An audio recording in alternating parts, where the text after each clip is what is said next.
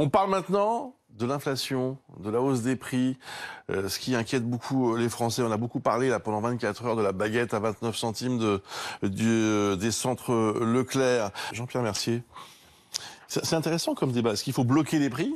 En effet, mais du coup défavoriser les producteurs, les agriculteurs, les meuniers là qui sont au vent debout. Est-ce qu'il faut aller plus loin, bloquer d'autres prix ? Quel est votre sentiment ? Ni l'un ni l'autre. Moi, je vais parler d'un sujet qui est complètement tabou, mais qui est vraiment le sujet, le nœud du problème du pouvoir d'achat, c'est d'augmenter les salaires.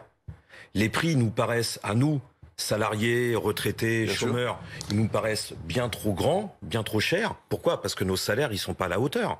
Ça fait des années et des années que nos salaires sont bloqués, que les pensions de retraite sont bloquées, que le salaire des salariés du secteur public sont bloqués. Alors là, depuis peut-être, je ne veux même pas parler de décennies, mais presque. C'est ça le nœud du problème. C'est il faut augmenter, imposer des augmentations de salaire. Et j'irai même plus loin. Il faut que nos salaires suivent l'augmentation des prix. Parce que nous, on n'a pas d'autre, on peut pas se retourner ailleurs. Nous, on n'a que notre salaire pour vivre. On n'a que nos allocations chômage ou que nos pensions de retraite pour vivre. Donc si nos salaires n'augmentent pas, et il y a de l'argent pour augmenter. On voit là, on s'attend dans les entreprises du CAC 40 à ce qu'ils publient à peu près 100 milliards de bénéfices, 100 milliards d'euros de bénéfices. L'augmentation des salaires, ça fait des mois qu'on en parle. Ça se manifeste là, au moment justement des discussions ? Alors, il y a des négociations de branche où effectivement il y a eu des propositions d'augmentation de salaire. Je pense à l'hôtellerie-restauration où on a proposé plus 16% d'augmentation de salaire, mais on partait vraiment de très très bas. Et puis on est aussi entré dans une période, vous savez, de négociation annuelle de salaire. Donc oui, on en parle, les directions en parlent avec les organisations syndicales et il y a aussi une petite pression du gouvernement sur les directions des groupes pour effectivement, comme vous l'indiquez, puisque les bénéfices pour cette année 2021 sont attendus en très très forte hausse. On aura les premiers qui seront publiés au mois de mars et forcément, si vous avez une hausse des bénéfices mais que les salaires ne suivent pas, il y aura un fort décalage, une grogne sociale qui pourrait effectivement grimper. Jean-Pierre Mercier, vous avez raison d'insister sur les salaires, mais les salaires ne peuvent pas suivre une telle inflation. Pourquoi ? Moi, je veux bien qu'on y croie, mais on peut aussi croire au Père Noël. Non, justement, moi je crois plus au Père Noël, ça fait longtemps. Mais quand vous voyez, et là on n'arrête pas de le dire, les bénéfices des très grandes entreprises du CAC 40 vont exploser. Je travaille dans un groupe PSA qui, l'année dernière, a fait 2 milliards de bénéfices. Cette année, on s'attend à ce qu'ils frôlent les 10 milliards. En pleine crise pandémique, en pleine crise économique, ils vont arriver à sortir 10 milliards de notre travail.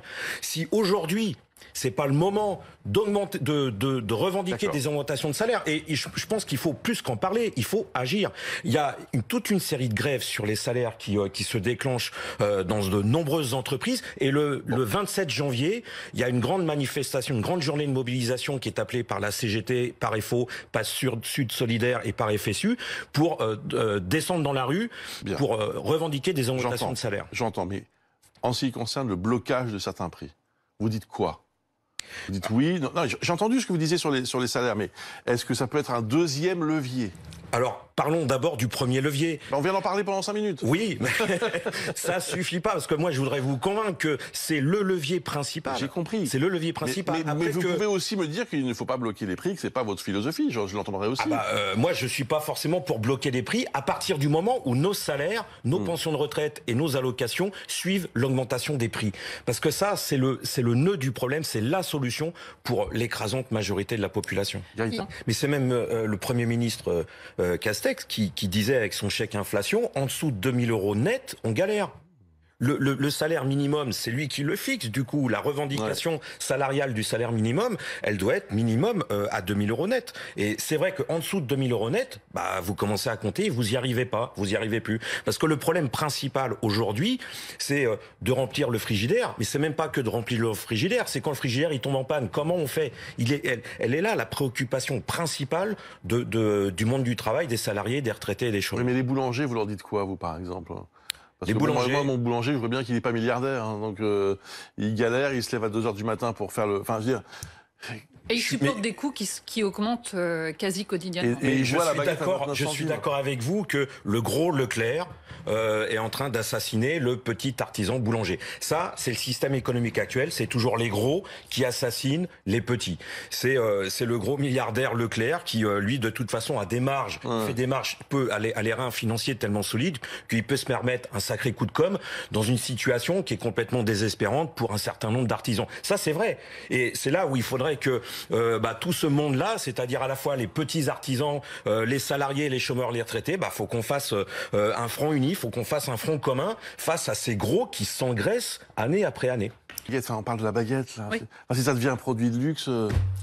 Et c'est ça la réalité aujourd'hui. Je sais bien, mais c'est terrible. Là, on parlait de l'électricité. On ne devrait pas en être là. Mais bien sûr, et on parle d'électricité, il y a des familles chauffent simplement la chambre des gamins, parce qu'ils ne peuvent pas chauffer leur appartement. Merci beaucoup à tous les deux.